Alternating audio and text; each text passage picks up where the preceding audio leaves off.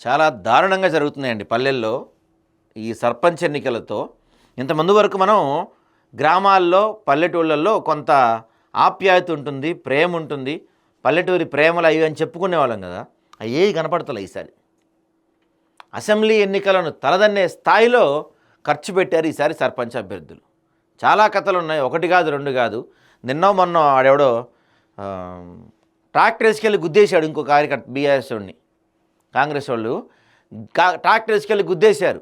ఏకంగా ఎంపీలు ఎమ్మెల్యేలు ప్రచారం చేస్తున్నారు, మంత్రులు ప్రచారం చేస్తున్నారు.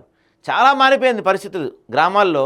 ఈ ఎన్నికల వల్ల ఎంత అభివృద్ధి జరుగుద్ది, గ్రామాల రూపురేఖలు ఏ విధంగా మారుతాయో తెలియదు, కానీ గ్రామాల్లో మాత్రం లేనిపోని కక్షలు, గొడవలు మాత్రం పుట్టుకొచ్చాయి. పల్లెల్లో ఏది మానవత్వం? ఓట్లకు నోట్లు తీసుకోవటమా? ప్రజల్లో ఇంత స్వార్థం ఎందుకు? మన వాడి దగ్గరే మనీ ఆశించడం ఎంతవరకు కరెక్ట్? ఇద్దరు ముగ్గురు దగ్గర డబ్బులు తీసుకొని ఒకరికే ఓటేయటం నైతికమా? గెలిచే ఒక్కరే అని తెలిసినప్పుడు ఓడిపోయే అభ్యర్థుల గురించి ఆలోచించరా?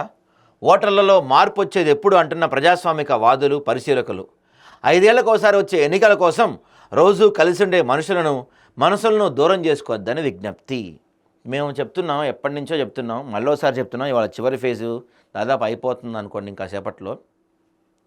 ఇవి కాకపోతే నెక్స్ట్ వచ్చే మున్సిపల్ ఎన్నికల్లో కావచ్చు, ఎంపీటీసీ, జెడ్పీటీసీ, జిహెచ్ఎంసీ, ఏ ఎన్నికలైనా సరే 5 ఏళ్లకు ఒకసారి ఎలక్షన్స్ వస్తాయండి.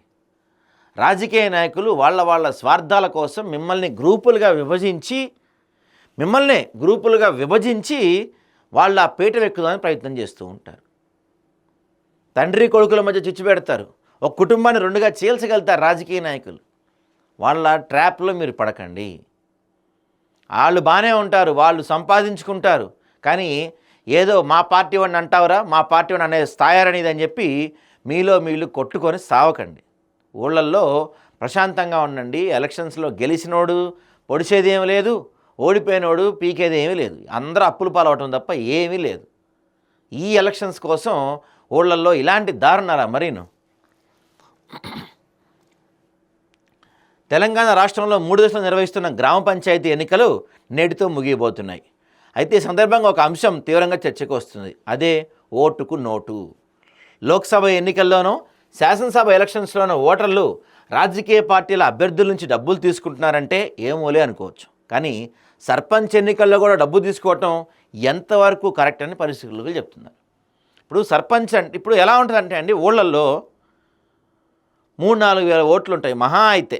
ఎక్కువ చెప్తాను నేను, 3-4 వేలు అంటే చాలా ఎక్కువ ఓట్లు.